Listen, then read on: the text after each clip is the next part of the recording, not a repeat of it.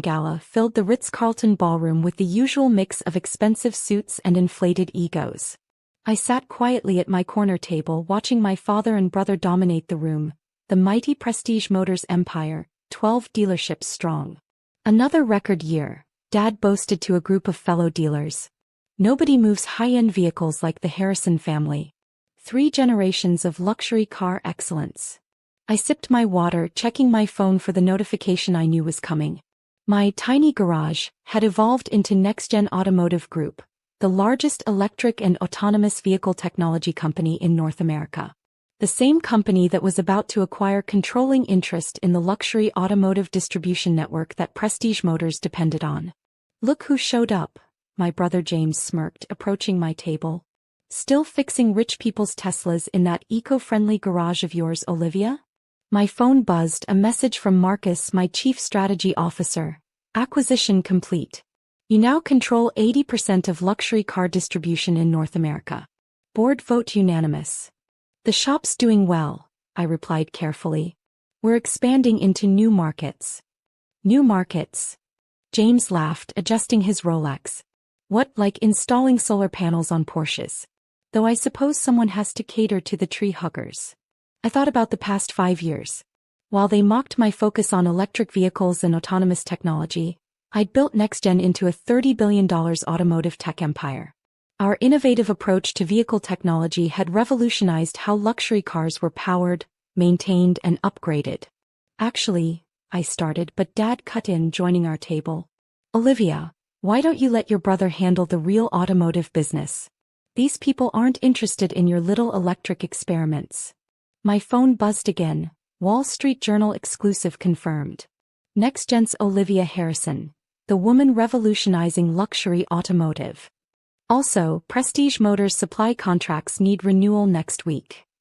The future is traditional luxury, James declared, champagne in hand. Nobody wants their Mercedes running on batteries. Right, Dad? Before Dad could answer, the association's president took the stage. Ladies and gentlemen, before we continue our evening, we have a major announcement. The luxury automotive industry is about to undergo a historic transformation. I stood slowly, straightening my blazer. Please welcome the new CEO of NextGen Automotive Group, which has just acquired majority control of North American luxury vehicle distribution, Ms. Olivia Harrison. James's champagne glass shattered on the marble floor. Dad's face turned ashen. The room fell silent as I walked toward the podium. Thank you, I said, enjoying their shocked expressions. Let's discuss why the future of luxury automotive isn't what you think it is. The Ritz-Carlton's executive conference room crackled with tension as my family practically stumbled in after me, followed by the top executives from every major luxury dealership chain in North America. This is impossible, James kept muttering, frantically scrolling through his phone. NextGen. They're behind the new Tesla charging network, the autonomous driving systems, the battery technology, and about 50 other innovations transforming luxury automotive, I confirmed, taking the head chair at the conference table, the same power position they'd never let me near at family business meetings. Though the interesting part is what we control through our subsidiary companies. Those silly electric experiments you mocked? They're now industry standard. My phone buzzed, a message from Marcus. Mercedes-Benz CEO requesting emergency meeting. They want exclusive rights to your new battery technology. Also, your brother's dealership performance metrics are concerning. All those Sunday dinners, Dad whispered, his automotive empire swagger deflating, when you talked about electric vehicle infrastructure, were quite informative, I nodded.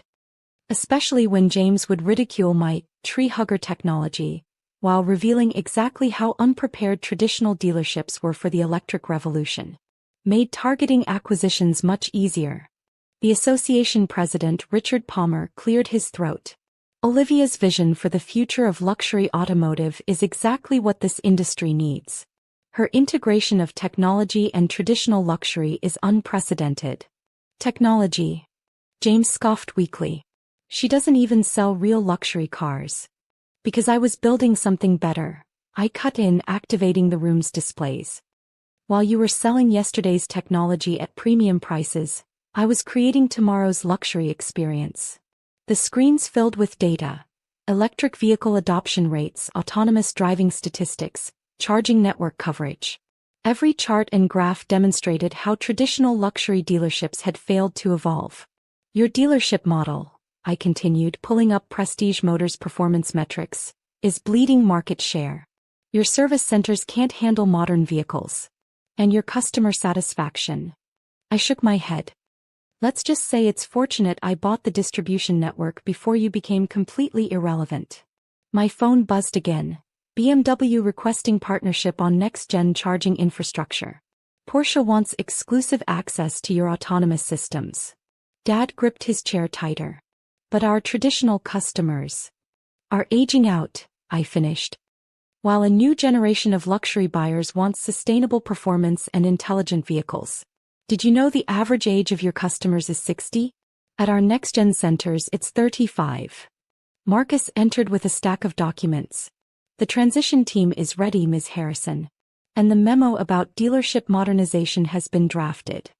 Modernization. James's voice cracked. But our showrooms will be completely reimagined, I confirmed. Though don't worry, we'll keep some vintage cars on display. As examples of obsolete technology. The room fell silent as the magnitude of the situation sank in. The luxury car empire they thought they ruled was now controlled by the daughter they'd dismissed as a naive mechanic. The press conference is in 30 minutes, I noted, checking my watch. Bloomberg is leading with how a small garage owner built a tech empire and transformed luxury automotive.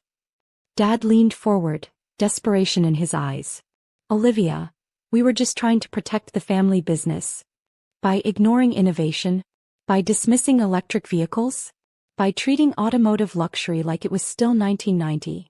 I stood, walking to the window overlooking the city. How's that working out for your sales numbers? Marcus entered again. Ms. Harrison, the tech integration team needs your sign-off on the new virtual showroom platform. Also, Apple is calling about their autonomous vehicle project. Virtual showrooms? James looked up sharply. But the traditional sales experience is just one way to sell cars, I said. Our virtual centers let customers customize and experience their vehicles in photorealistic detail before ordering. No pushy salesman required. I pressed another button and more data filled the screen's years of declining luxury car sales, failed electric vehicle initiatives, outdated business models. The luxury automotive landscape they'd clung to was crumbling. Your position as sales director, I added, checking my phone, will need to be reassessed. We're looking for people who understand both technology and luxury. Though I hear some traditional used car lots are hiring. The next morning I stood in my real office, the entire top floor of NextGen's headquarters, a zero-emission building powered by the same advanced technology we put in our vehicles. Floor-to-ceiling smart glass windows offered a perfect view of Prestige Motors' flagship dealership, now looking remarkably outdated. Ms. Harrison, Marcus entered, tablet in hand. The global press is assembled. Elon Musk is waiting to discuss partnerships, and your family has been trying to reach you since dawn. I smiled, remembering all the dealer meetings where they'd made me wait outside. Send them up. Let's reshape automotive luxury. They entered, Dad, James, and the old guard of luxury car sales, looking uncomfortably out of place among my office's AI displays and holographic vehicle projections. Gone were their condescending smirks, replaced by expressions that wavered between desperation and awe. Before we begin, I said, activating the room's advanced visualization system, let's see what real automotive luxury looks like in 2025. The entire office transformed into a virtual showroom. Real-time data flowed across floating displays. Autonomous driving statistics, charging network metrics, sustainability impact. Every number and image demonstrated how obsolete traditional dealerships had become. Your virtual sales platform, James muttered, watching as a photorealistic Ferrari customized itself based on AI predictions. It's selling more cars per day than all our dealerships combined. Actually, per hour, I corrected. While you were polishing showroom floors, I was building the future of automotive retail. Those eco-friendly experiments you mocked? They're now worth more than your entire dealer network. My phone buzzed, a message from Jeff Bezos. Your autonomous delivery technology is revolutionary. Amazon partnership discussion next week? Also, Pentagon interested in clean energy vehicle fleet. Dad sank into a chair, his luxury car empire suddenly looking like a relic. All those times we told you to stick to basic repairs. I did better, I nodded. I reinvented what automotive luxury means. Our AI systems predict maintenance before problems occur. Our charging networks make gas stations obsolete. Our autonomous technology makes human error a thing of the past. Marcus entered again. Ms. Harrison, the United Nations Sustainable Transport Panel is ready for your keynote. Also, Ferrari wants to exclusively launch their first electric supercar through our platform. The screens shifted to show more data. The collapse of traditional dealership profits, the surge in electric vehicle demand, the rise of autonomous luxury. Years of industry transformation captured in brutal clarity.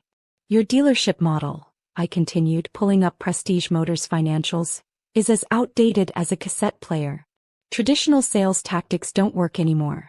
Service centers can't handle AI systems. And customer experience. I gestured to our global satisfaction ratings. We have higher ratings than every luxury dealer combined. James stood up, his sales expertise suddenly feeling prehistoric. But the personal touch, the relationship selling, is being automated, I cut in. While you were teaching salesmen high-pressure tactics, I was building AI that understands customer needs better than any human. Did you know our virtual assistants close deals at twice the rate of your best salespeople? At a fraction of the cost. My phone buzzed again, Shanghai requesting immediate rollout of autonomous luxury fleet. Also, your brother's office is being converted to a holographic design studio. The doors opened as my global tech team filed in, followed by international media. The contrast between their innovative discussions and the car dealers' bewildered expressions was striking. The new era of automotive luxury starts today, I announced. You can either adapt to a world where luxury means technology and sustainability, or you can become as obsolete as carburetors. Though, I smiled, I should mention that NextGen now controls most of the adaptation paths too. My phone lit up one final time. The message made me laugh. Global survey results. 95% of luxury buyers prefer virtual purchasing to traditional dealerships. Also, your family's dealer licenses are up for renewal. Your daughter's right, Marcus said quietly to Dad. You've been measuring automotive success by outdated metrics. Not outdated, I corrected. Just insufficient. Modern luxury isn't about chrome and leather. It's about intelligence and sustainability. As the global press conference began, I caught my reflection in the smart glass. No longer the daughter they'd dismissed as just a mechanic, but the woman who'd revolutionized how the world interacts with luxury vehicles. Looking at my family's shocked faces, I remembered all the times they told me I'd never make it in the automotive industry. Now I own not just their dealership's future, but the entire industry's direction. The funny thing about luxury, I said, taking my place at the podium, is that true innovation isn't about preserving the past, it's about inventing the future. Something you might have learned if you'd ever looked past your showroom floors. Sometimes success isn't just about proving people wrong, it's about proving that their entire understanding of success was wrong to begin with. And as I began outlining NextGen's vision for the future of automotive luxury, I knew this was just the beginning of how we would transform